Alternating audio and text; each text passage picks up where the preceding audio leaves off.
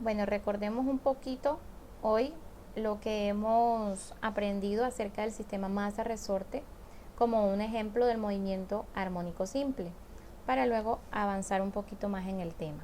Entonces tenemos aquí, por ejemplo, vamos a suponer que aquí tenemos nuestro resorte, aquí tenemos la masa que está conectada. Ya sabemos que en este punto que llamamos x igual a 0 es lo que se conoce como la posición de equilibrio y que lo puedo mover hacia este extremo donde x va a ser igual a x sub 0 o conocido como la amplitud máxima. La amplitud máxima en este caso positiva hacia la derecha, pero si yo lo comprimo también puede irse hacia el otro lado donde x es igual a la amplitud máxima negativa, entonces me quedaría x sub 0 con un signo menos aquí, ¿sí? Entonces conocemos esto y esto precisamente es la primera condición para que un movimiento se considere armónico simple. ¿Cuál? Que tenga o que oscile con respecto a una posición de equilibrio. Allí tenemos la primera. ¿Qué más hemos aprendido? Bueno, aprendimos que en los extremos la velocidad del cuerpo, por ejemplo, es igual a 0, ¿cierto?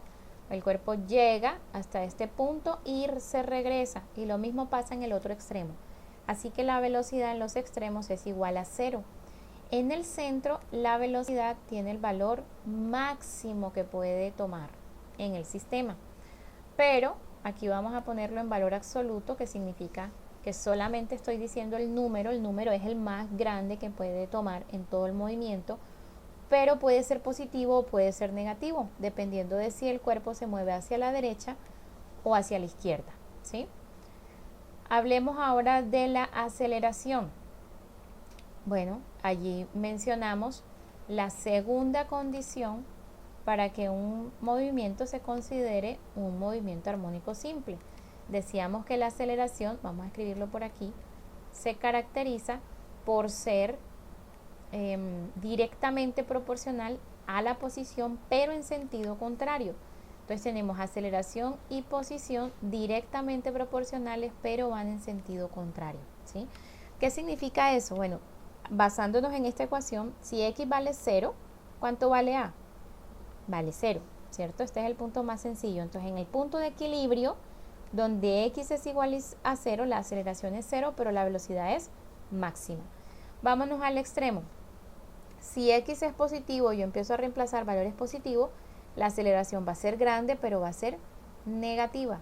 Entonces aquí vamos a poner que la aceleración va a ser la aceleración máxima que pueda tomar en número, pero con valor negativo.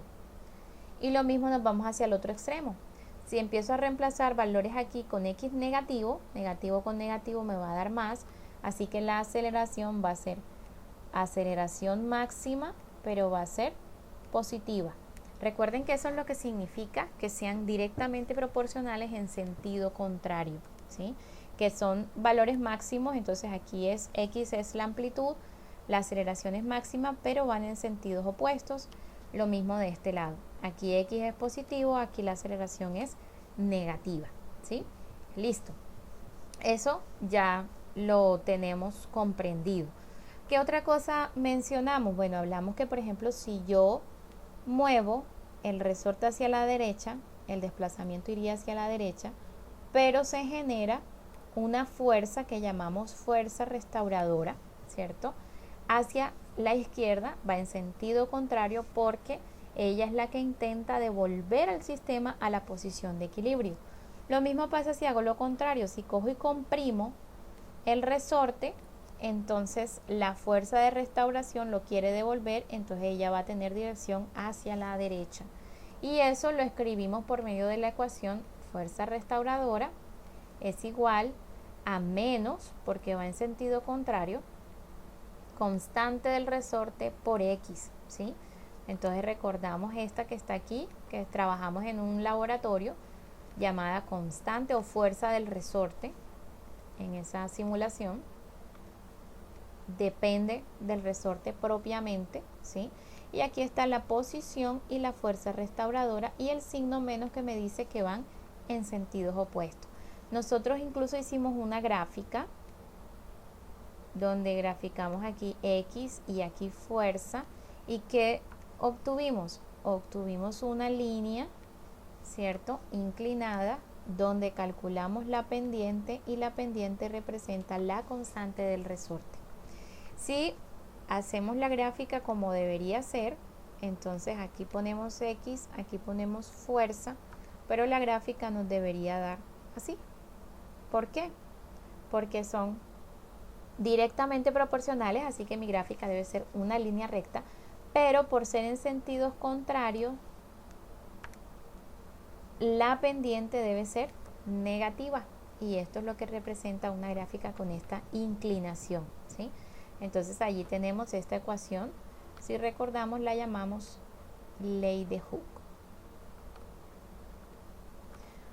Vamos a aprovechar un poquito aquí el esquema que tenemos y hablemos acerca de las energías. Entonces tenemos aquí, por ejemplo, la velocidad. Bueno, la velocidad nos hace pensar en la energía cinética. Entonces hablemos de la energía cinética y recordémosla por este lado.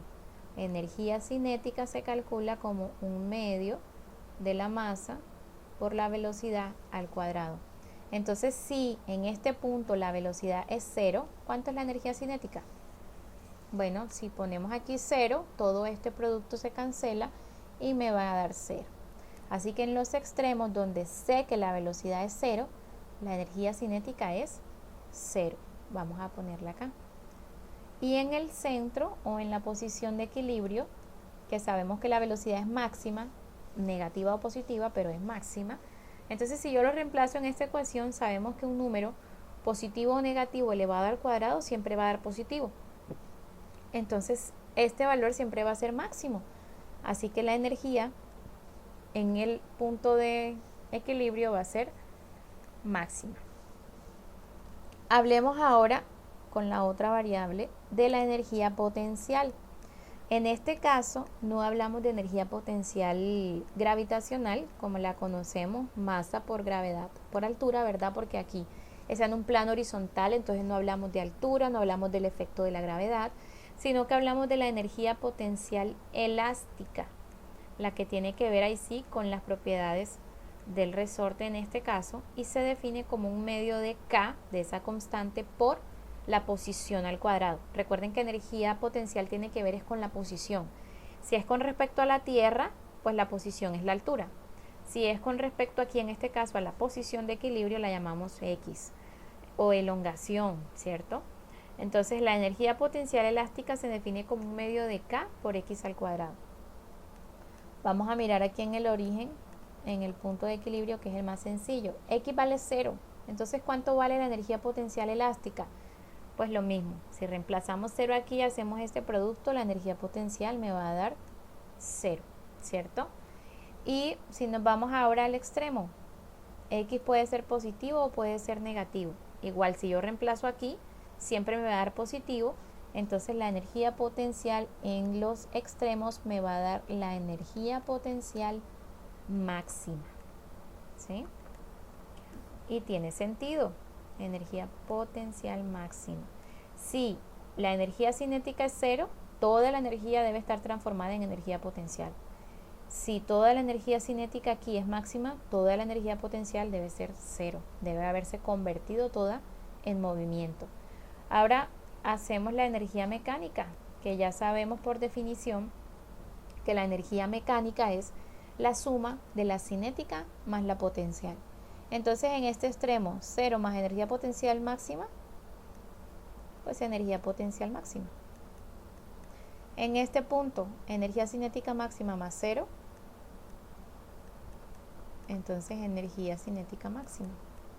Y en este punto 0 más energía potencial máxima, la energía mecánica va a ser energía potencial máxima. Entonces miremos esto, dice energía mecánica es igual a la potencial máxima, pero la energía mecánica también es igual a la cinética máxima. ¿Qué conclusión sacamos de eso? Que la energía potencial máxima, si yo la conozco, quiere decir que también conozco cuánto es la energía cinética máxima, son iguales en valor, ¿sí? Entonces si tengo una, tengo la otra. Esta igualdad que está aquí es muy importante para cuando vayamos a resolver ejercicios numéricos, así que tengámoslo presente.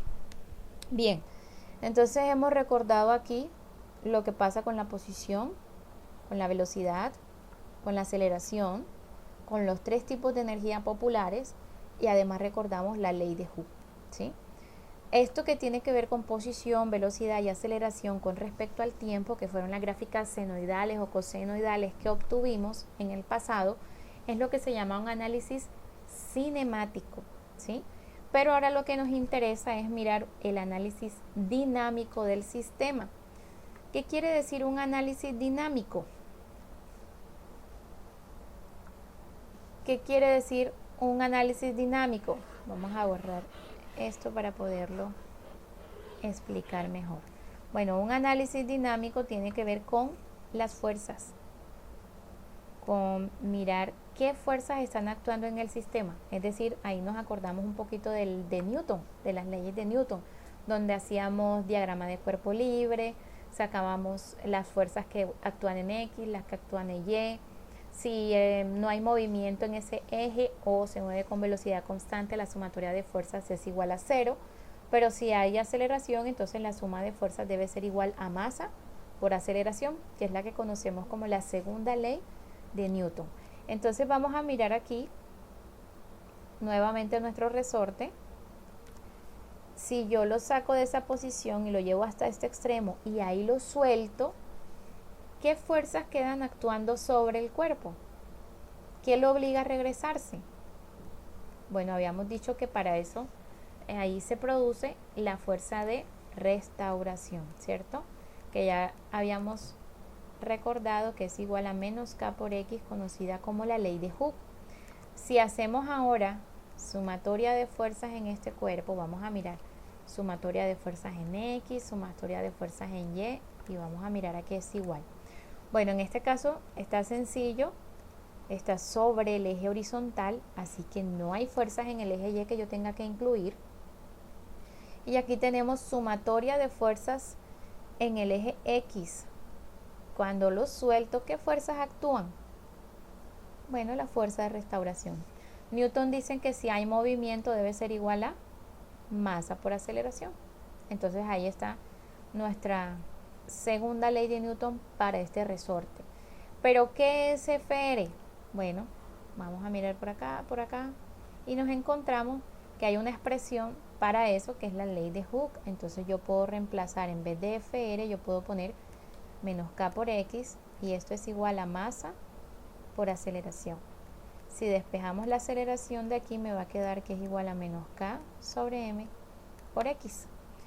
Si analizamos con calma, nos damos cuenta que aquí K y M son constantes, porque K depende del resorte y M de la masita que estoy poniendo aquí. Entonces, si lo que yo estoy es modificando la posición que estoy poniendo la masa y mirando la aceleración, por decirlo así, mi variable independiente y la variable dependiente, pues esto que está aquí siempre va a ser una constante, el valor constante, ¿sí? Y eso le tenemos un nombre, lo escribimos de esta forma, como W cuadrado. Recordamos que W lo habíamos investigado al inicio de estas clases de oscilaciones y se llama frecuencia angular, ¿sí? Entonces ya comprendemos que la frecuencia angular es una constante para cada sistema. En este caso depende de K y de M. Eso es W cuadrado.